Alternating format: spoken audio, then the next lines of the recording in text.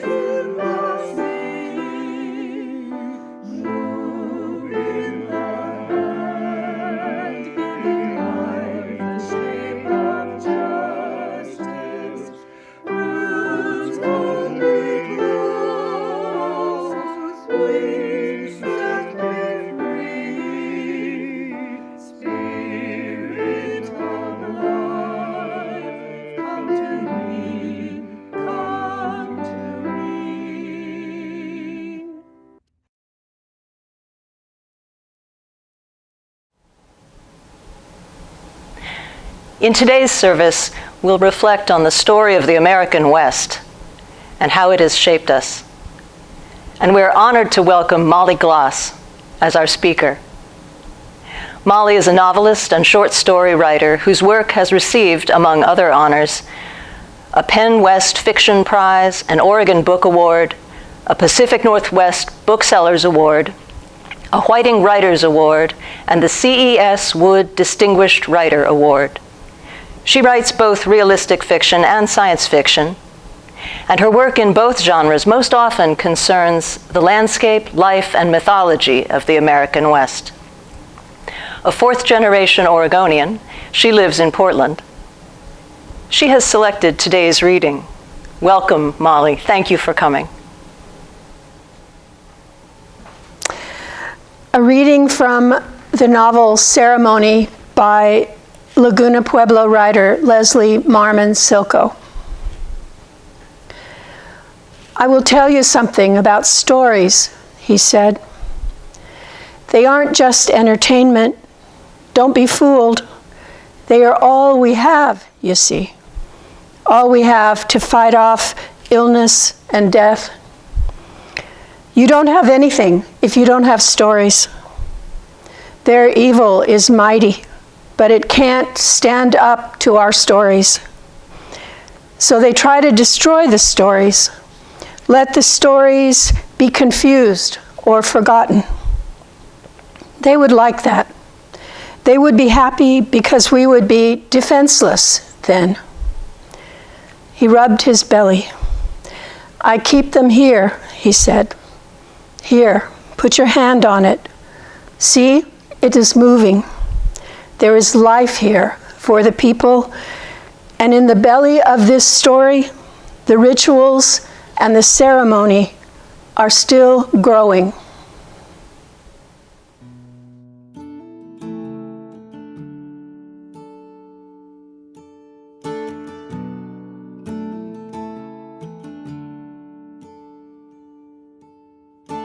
This is the sound of one voice, one spirit, one voice, the sound of one makes a choice. This is the sound of one voice. This is the sound of one voice.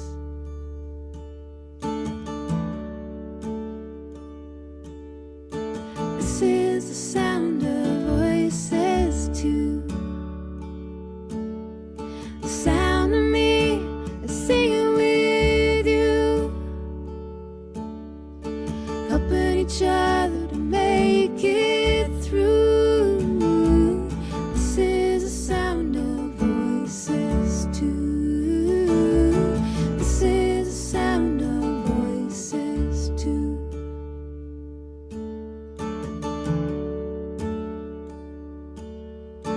This is the sound of voices three,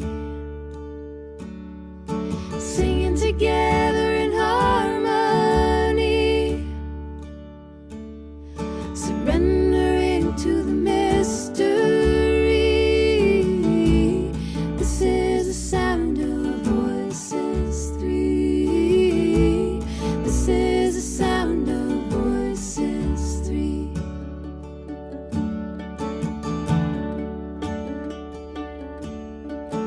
This is the sound of all of us,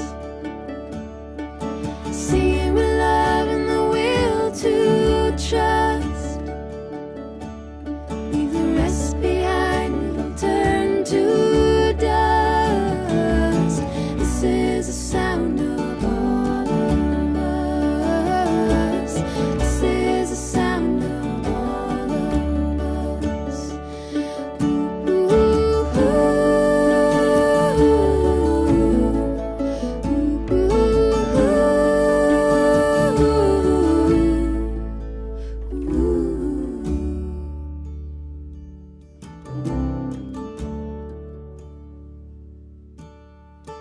This is the sound of one voice, one people, one voice, a song for every one of us. This is the sound of one voice. This is the sound of one voice. Let us enter together a moment of silence for prayer, meditation, or reflection. I invite you to bring to mind or speak aloud the names of anyone you may wish to join us in a circle of peace and compassion.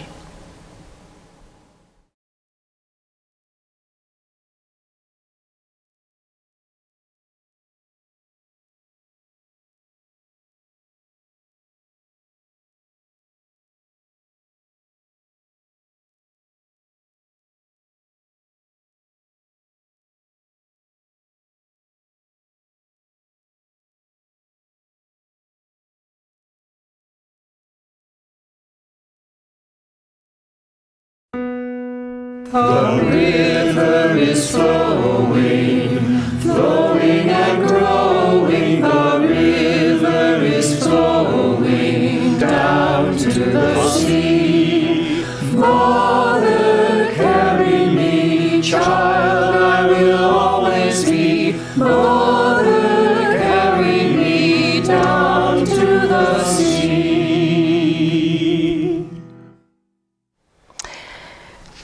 I must have been about 16 when I read Shane for the first time. A few years ago, I would have been sure that everybody in my audience would know what I was talking about. Maybe not Jake Schaefer's novel, but for sure the movie, Shane. But I've learned that I can't count on that now, so here's a little summary. Shane is set in the classic landscape of paperback westerns during the post-Civil War rush of homesteaders into the West, 1889, Wyoming Territory. It's narrated by a homesteader's young son, Bob Sterrett. The Sterrett homestead and the homesteads of their neighbors have staked claims on the open range that until lately has been used by a cattleman named Luke Fletcher. Shane is a mysterious stranger who rides into and then out of the lives of the Sterrett family. He's quiet, always silent about his past. He does not wear a gun, and yet everyone seems to understand that he's a dangerous man. The boy's father, Joe Sterrett, hires Shane as a hand on his farm, and Shane puts aside his silk neckerchief, his black gunslinger's clothes, and buys dungarees. The homesteaders are a small community of farmers. Fletcher is a powerful, wealthy man with a large herd of cattle. He's trying to regain access to the open range by pushing out the homesteaders. So Shane, of course, helps Sterrett and his neighbors hold fast against Fletcher and his hired men. But in the end, Shane straps on his guns again, goes into the saloon, one against many, and afterward rides away wounded and alone into the dark night as the boy calls after him, "Come back, Shane. Shane, come back." There's a Charles Schulz cartoon I'm very fond of. Charlie Brown sitting in front of a television set watching this scene and sadly lamenting, "Shane, he never did come back." It's our classic American myth. A man with a dark past comes out of the Wild West where his strength of character was forged and where he's learned how to fight and shoot. He would give up his guns if he could, but we need him to save us from the bad guys.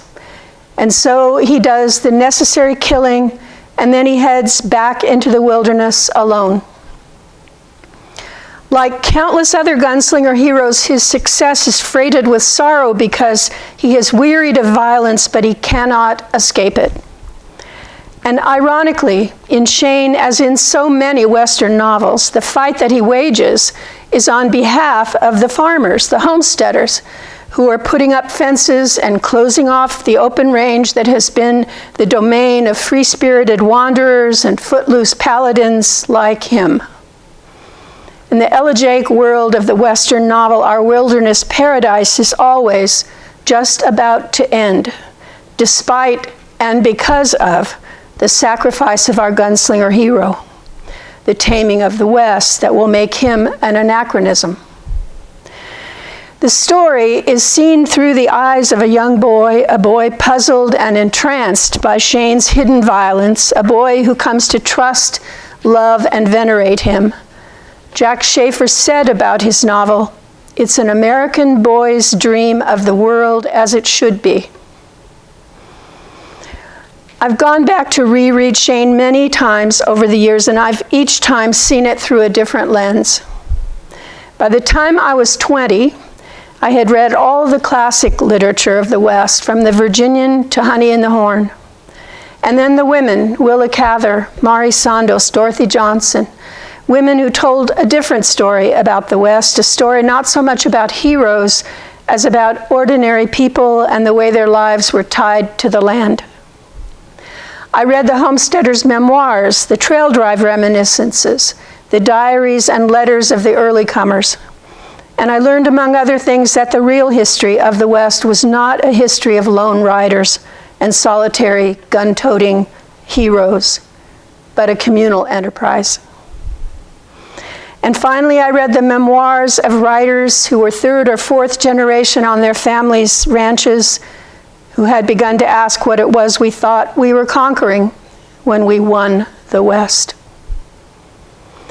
Myths are not lies.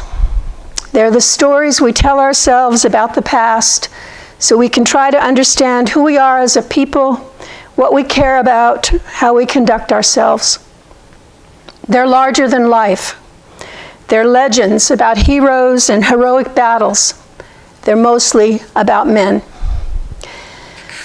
We're a young country. We haven't got Beowulf, Odysseus, Galahad to hark back to.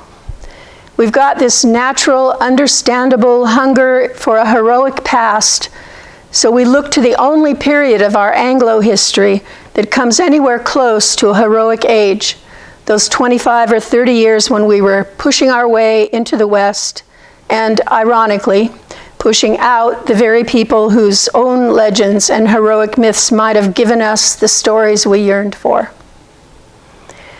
The American West is inarguably a landscape more beautiful and vast and rugged than anything on the East Coast or in the South or in the Old Country. In America's mythic story of the West, the trappers, the cowboys, the settlers out on the plains or in the mountains, far removed from doctors, from stores, from policemen, had no choice but to solve their own problems, shoe their own horses, repair their own wagon wheels, hang their own criminals. Westerners in this story wore leather and packed guns. And it was this mythic struggle against the Western wilderness that shaped the American character, so the myth tells us, made us as a people, free-thinking, fearless, tough, self-reliant, independent. The myth of the West and the Western hero of countless novels and films defines who we are as Americans, both in our own minds and in the perception of much of the rest of the world. The mountain man, the cowboy, the gunslinger have filled the same role for us as King Arthur and his knights in English mythology. And they are the center of our storytelling even now, with the Western seemingly in decline. The gunslinger, the mountain man, the cowboy have simply moved downtown and into outer space. They've put on the clothes of the hard-boiled detective, the go-it-alone, rule-breaking cop, the vigilante hero, the superhero. From John Wayne to John Wick, from the cowboys in Louis L'Amour to the private eyes in Lee Child's novels, from Bruce Willis in Die Hard to Keanu Reeves in Speed, from the Terminator to Han Solo, such men have long been our cultural heroes, and they are still shooting it out with the bad guys in the mean streets of New York and Boston and LA and Tatooine. They've gone to virtual worlds and outer space where the same old story is being reenacted by Arnold Schwarzenegger as an android Shane protecting the boy and his mother from the younger, stronger gunman from out of town. And that cowboy hero in all his modern iterations, as he came to be embodied in novels and films, is the central image of our American myth. Shane and all his successors is a rootless loner, lacking family ties and a childhood history. He's one in a long line of American fictional heroes who prize their independence and their wandering above the obligations of community, who have chosen loneliness and isolation over the embrace of family. Quoting from the novel now, Shane was a man who seemed to come from nowhere and appeared equally determined to pass on to nowhere. The cowboy myth is in some respects one of an endless childhood.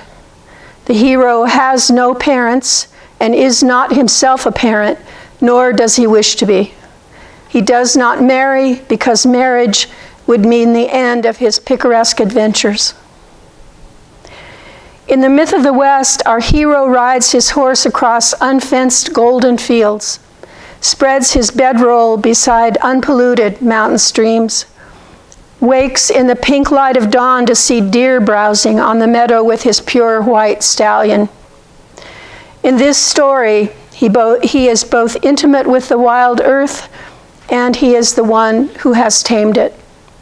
You have seen this story unfolding in every advertisement for an off-road SUV. The West in this story comprises Montana and the High Rockies, Monument Valley, Utah, the nameless hidden canyons of a Zane Grey novel. The West of this story is never a nuclear waste dump in eastern Washington. It's not the Las Vegas Strip or the smoggy sprawl of modern Phoenix.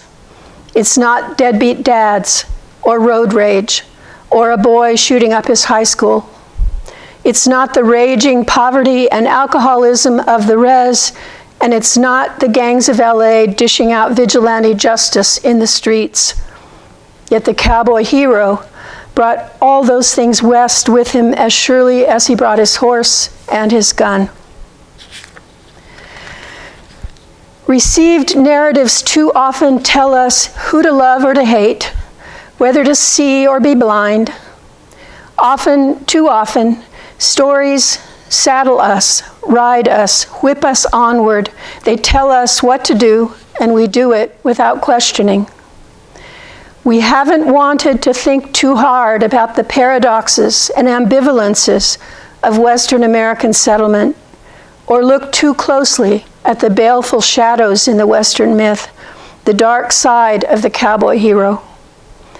How are we to understand our lives and this place where we live if we can no longer believe in the old narratives that have figured so large in American life, the uncomplicated stories in which our perseverance and our endurance of hardships led to a noble settlement of the West?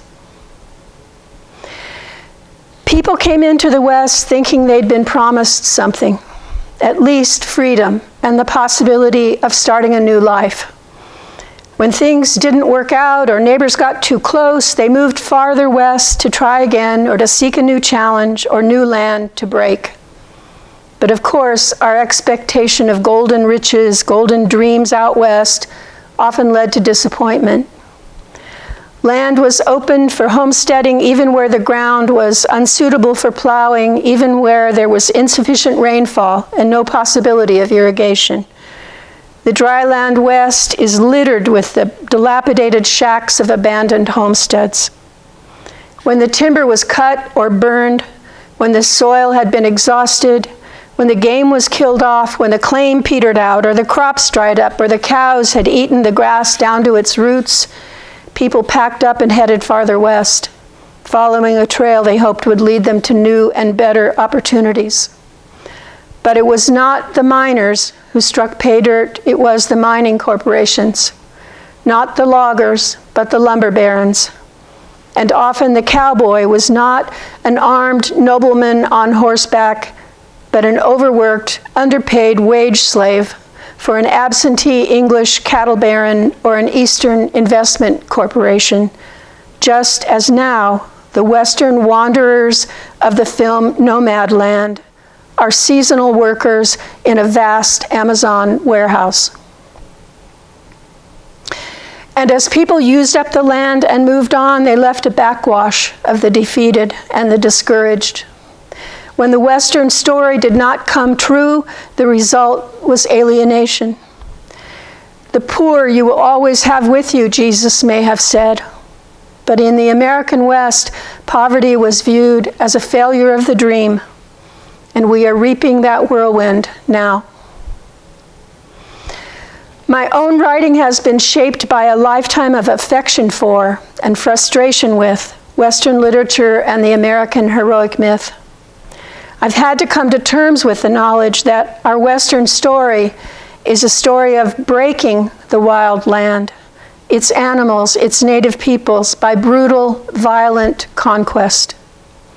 The Western belief that a man should be free to do what he wants to do with his own land insistence on freedom regardless of the cost to community, I now know has been the rationale for more than a century of overgrazing, overcutting, suburban sprawl, hydraulic dredging, pit mining.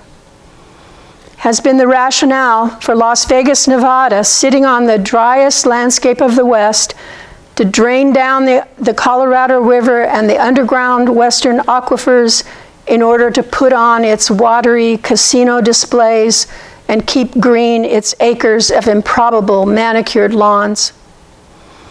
And of course, our mythic history takes no notice of Indian genocide, vigilantism, brutalities against the Mexicans, the Chinese.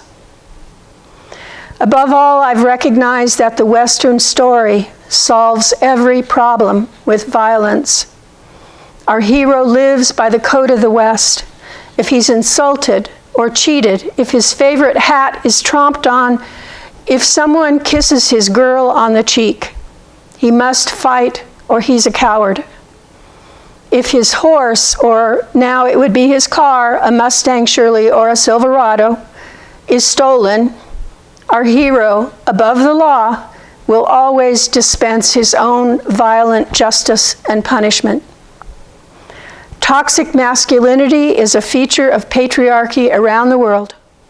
But in America, it is Shane I have seen hanging out with the Proud Boys, the sovereign citizen movement, the pro-gun movement. I certainly have seen him walking the halls in Washington, D.C. We're in love with Shane, but he's the guy our mothers warned us against. I'm not the only one looking harder now at the old myth of the Western, the stories about gunslingers and cowboys and savages. Craig Leslie and Betty Lynch Husted and Kent Hariff are among the writers I know exploring an emotional truth of life in the West. Jane Kirkpatrick's stories keep the values of the old myth, the courage, the self-reliance, the toughness, but tell stories in which those values are informed and mindful. Recent novels of S.M. Hulse and Rebecca Claren have looked hard at the human place on the Western landscape, the damage we've done and are doing, and the women and men looking for a way toward redemption. Ursula Le Guin and Kim Stanley Robinson have imagined new myths that show us how we might live generation after generation respectfully on this land. These are among the writers whose storytelling helps us understand who we are in the world and helps us think in fresh ways about ourselves as we might become, instead of reinforcing our old notions of the brave, tough cowboy we think we ought to be. They are all telling stories about the Western lives of women as well as men, stories of indigenous people, people of every ethnic and cultural and religious tribe, heroic stories not of lone gunmen, but of the small towns that can be found everywhere in the West, where the relations of the people to the land are the most direct and intense, and where some of the people have roots that go back generations. Stories of kinship between people and the courage of ordinary lives, even in terrible circumstances, even in the face of intolerance and ignorance. Stories in which personal freedom is a noble dream, but only if it includes a sense of responsibility and independence that gives us strength, but not when it means cutting our ties to family and community. We are all, as I think of it, writing stories, our stories, to persuade Shane that the cowboy life doesn't have to be so damn lonesome and bloody. I imagine him one day pulling a book out of his saddlebag, one of mine maybe, and beginning to read. I imagine him beginning to care about the people in those pages and beginning to feel part of those communities, beginning to question the story he's always been told about what it means to be a hero, about who he is and how to conduct himself and what kind of person he might become. I even try to imagine that he might one day become a storyteller himself, might turn his own story into a great legend of place, of peacemaking, of adaptation to the land and its animals, instead of a story about a wandering warrior who solves problems with his gun and then disappears into the heart of darkness.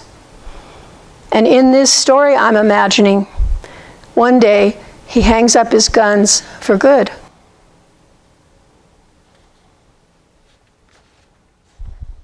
Desperado, why don't you come to your senses? You've been out riding fences for so long now. Oh, you're a hard one.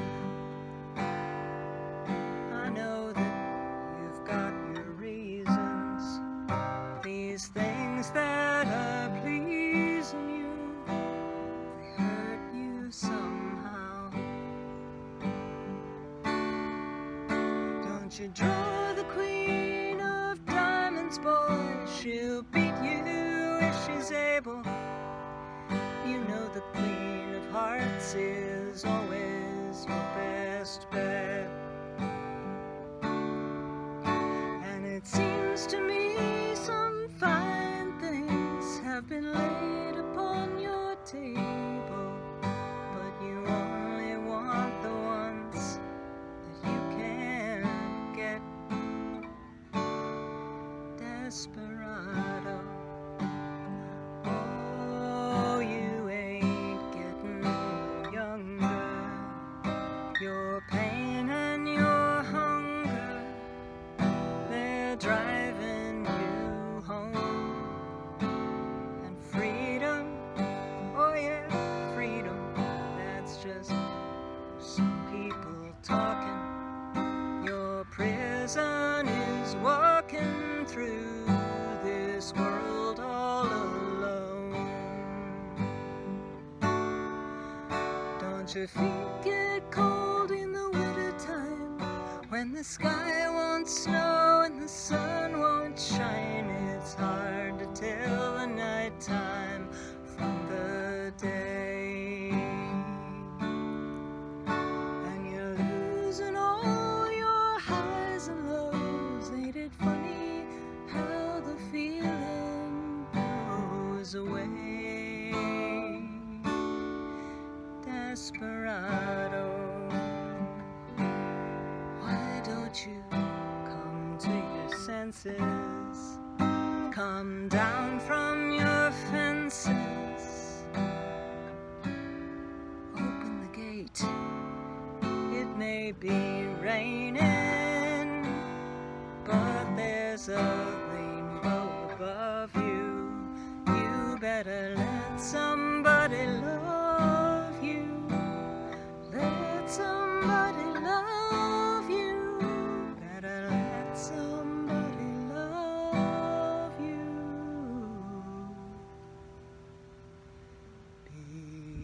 before it's too late.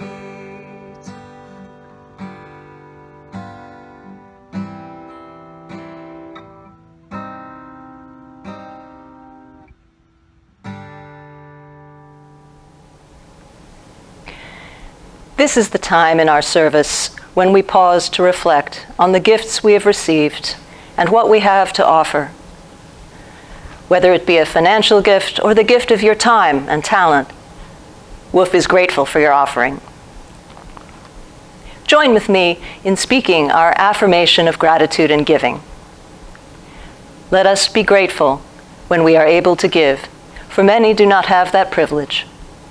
Let us be grateful for all those who share their gifts with us, for we are enriched by their giving.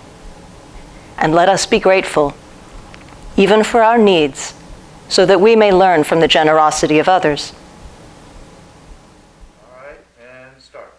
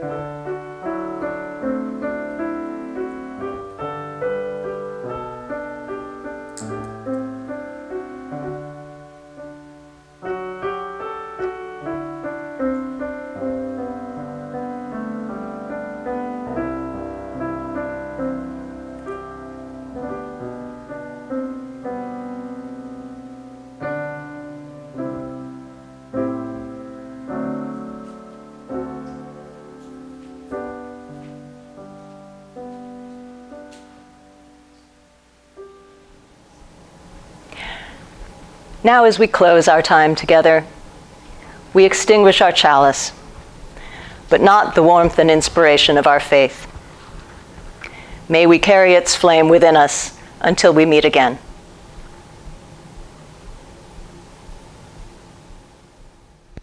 Carry the flame of peace and love until we meet.